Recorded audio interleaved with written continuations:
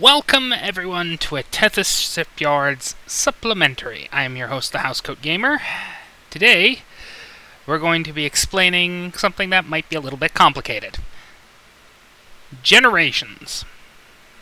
Now, for those somewhat aware, within the Star Trek Adventures book, there is a terminology called the 6th generation of Starship.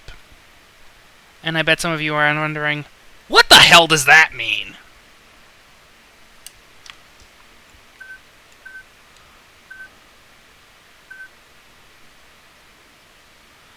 Well, the answer is very simple. Generations of starships are very similar to generations of fighter aircraft, which is kind of why this is rather relevant. You are looking at the first operational jet aircraft, the Messerschmitt Me-262 Schwalbe. Swallow in German, in case anyone's wondering. First generation jets are, well, kind of pieces of crap, really. They're basically just prop planes with the addition of some jet engines, though the 262 did incorporate some advancements over their prop-driven brethren, like, say, a tricycle undercarriage to prevent jet fuel from ending up in the tailpipe and preventing ground fires and all that. Though it may surprise you that the 262 actually used to have a prop engine in the nose. Long story short, it, needed to undergo testing in the end, and those Jumos weren't ready yet.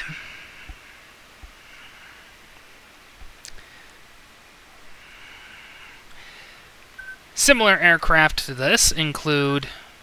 That one doesn't even count, that's a rocket plane. The Gloucester Meteor. Yeah, you really don't count.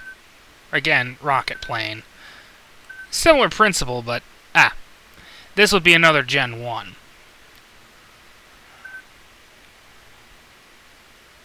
As would this thing.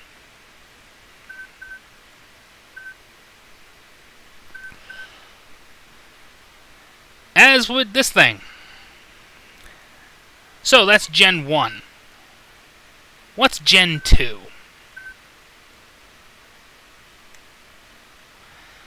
Well, unfortunately, Gen 2 is going to be a little difficult to show off here for one simple reason. I can't find an F-86. It appears nobody wanted to mod it in. The F-86 has enhanced transonic capabilities, and as such, well, really counts as a second generation fighter aircraft.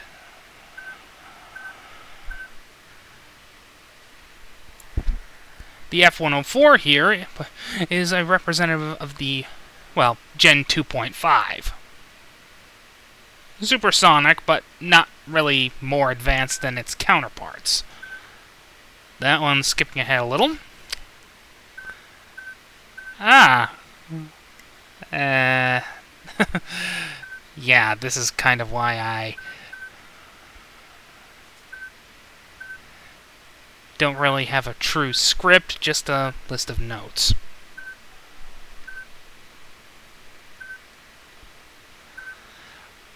Now, where is the F-4 Phantom?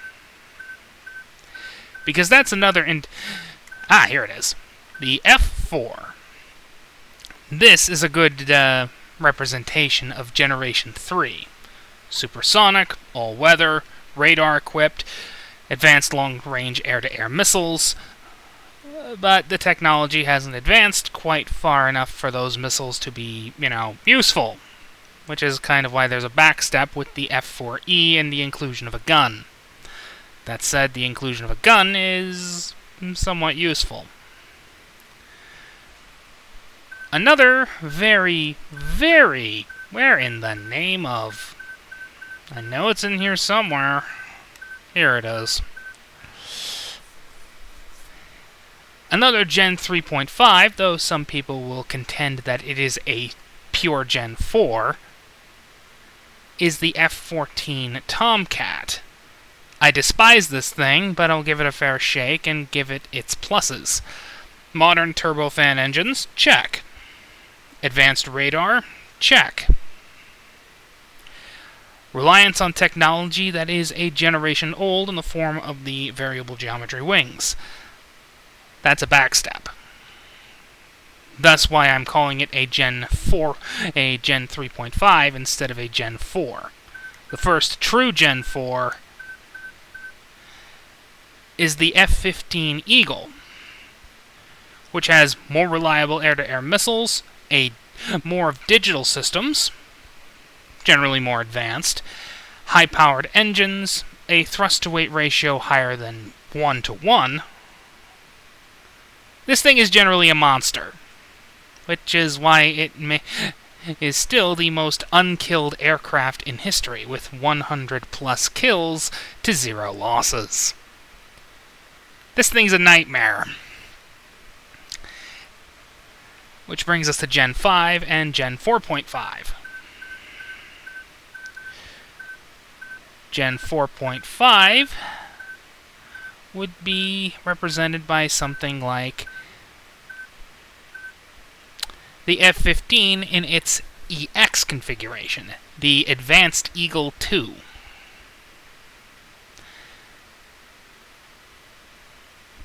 That's a 4.5. Now, unfortunately, I can't find the other, the ultimate representative of Generation 5, which is something of a pain in my rear end.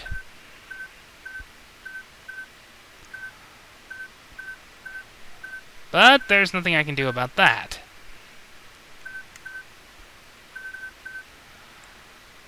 Oh, what the hell. This technically counts as a 5. It might be ace com, though it might also count as a 5.5. Still appropriate. Stealth configuration. That stealth, by the way, meaning radar resistant. Or at least extremely hard to detect by radar unless you're at point blank range, which for detection purposes is about 40 kilometers, which is still too close for comfort.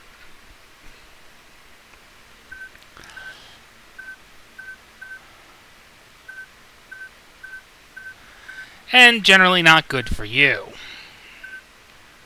The Eurofighter Typhoon is an example of a 4.5.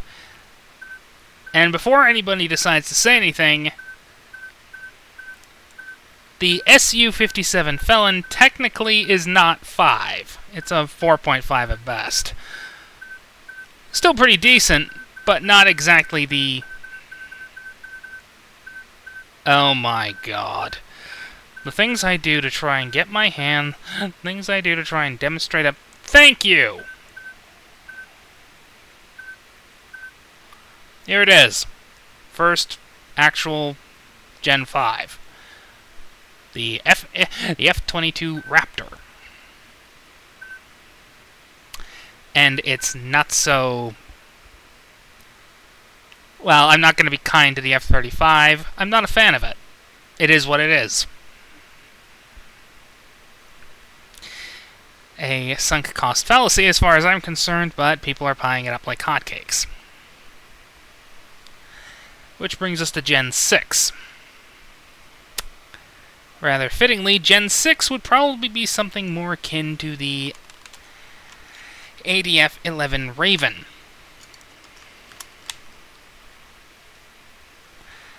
But what does this have to do with Star Trek? Give me a few seconds and I'll show you. Behold, Generation... You gotta love it when STO decides to screw you over like this.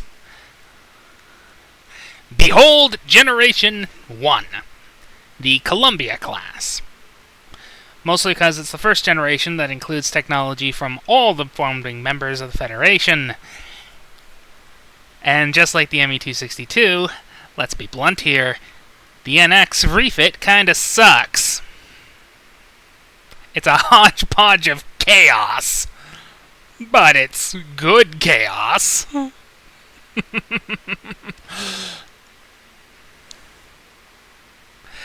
Look, as much as I love this thing, and I do, I'm not blind to its flaws. It is essentially just like the ME-262. That is, the ME-262A converted into an ME-262... Not the ME-262A, the ME-262V1. V being a German term for prototype. Basically being converted into a, well, standard ME-262. Not exactly the best in the world. Good enough, but not exactly great. While I do have an incredible and vocal disdain for STD, which, really, can you blame me? It's garbage. I don't really have time to boot up Ages of the Federation and get a shot of the good stuff. Still, I will give credit where it's due. At least there are some more primitive elements in here. Mostly the deflector dish. So, credit where it's due. All it's missing is more rounded nacelles. Or octagonal ones. It'll do. The Walker, Shipyard, Cardenas, yes, even the Crossfield, and I mean the ones from Ages of the Federation, the ones that actually look like they belong in that general time frame, including the Markland class, those would be considered Generation 2s, or Generation 1.5s. Not exactly the best, Eric. Not exactly the best in the world, but that's a step up.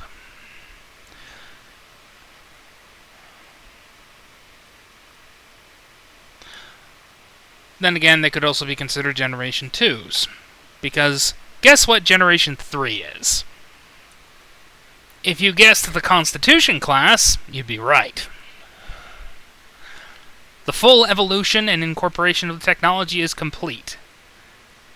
And considering the time frame in which this ship came out of in real life, it's actually rather fitting. For you see, Star Trek TOS came out during the height of the Vietnam War. Tell me, kids, what was the primary aircraft of the United States Air Force during the Vietnam War?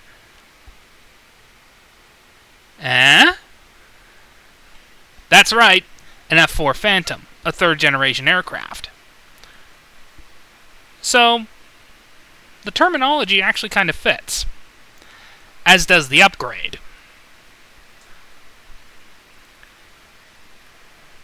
The Constitution II class would count as a Generation 3.5, quite similar to the F-14 Tomcat, which also entered service right around the time of TMP. Okay, that was a lie. It entered right around the early 1970s, but the point remains. It's a pretty good allegory. Generation 3 would continue on for quite some time in the form of the Excelsior class. The Excelsior is where the line blurs a bit, however, and I'm freely going to admit that. After all, the Excelsior is far more advanced than the Constitution II is. Faster, better computer systems, yada yada yada. And it remained in service for years. Kind of like the B-52, which simply refuses to die. So the question is, what would count as the beginning of Generation 4? What would be Starfleet's equivalent to the F-15 Eagle? Which is a good question. Is it the Ambassador class, which entered service during the 24th century, incorporating such advances such as isolinear computers and even faster warp drives, as well as being one of the first starships to use phaser arrays instead of phaser banks. Or the Galaxy class. Why is it always insisting on going with the refit model? As seen in TNG, which pretty much incorporates all the technologies from the Ambassador, but refines them to the point of ridiculousness. I personally do not know. However, I am pretty sure I know which ship counts as the first starship of Generation 5. The Sovereign class, as seen in Star Trek First Contact.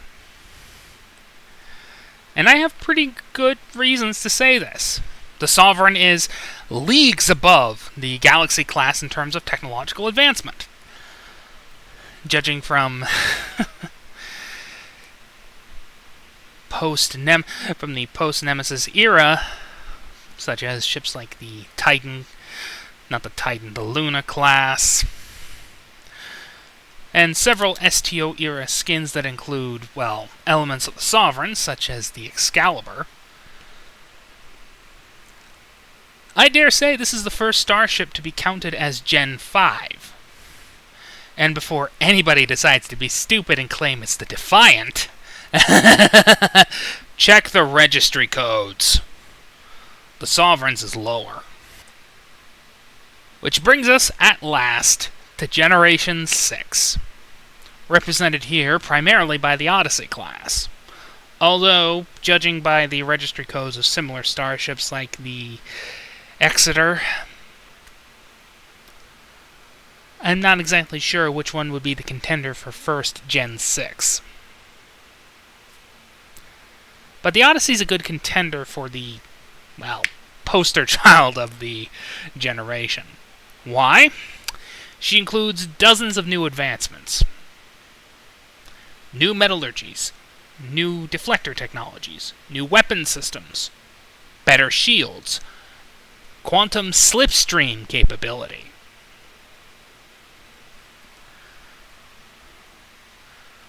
All in all, she's a technological monstrosity that would make, well, certain people like Moff Motti go, "This is the ultimate power in the universe," before getting force-choked by Darth Vader.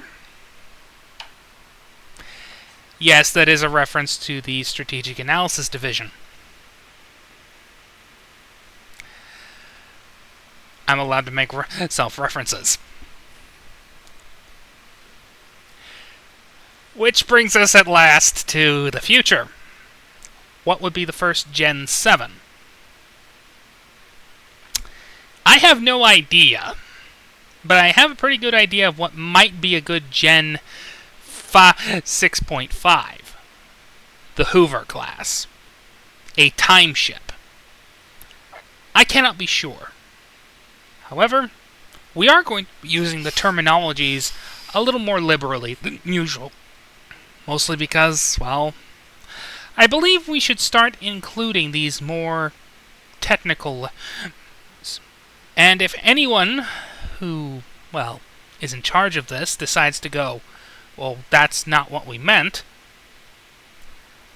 well, would you mind explaining it to me? That way I can make corrections? Regardless, that is, in a sense, the 6 generations of Federation Starship. I'm not entirely sure what would count for other factions, such as the Cardassians, who are perpetually stuck in Generation 3.5. The Klingons, who seemingly can't get out of Generation 4, or at least Generation 2. And the Romulans are a frickin' mess. So, that brings us to the question. What do you think? Do you like the supplement? Do you like the fact that I've finally commented on the insanity that is the generations of starships? Leave your thoughts in the comments.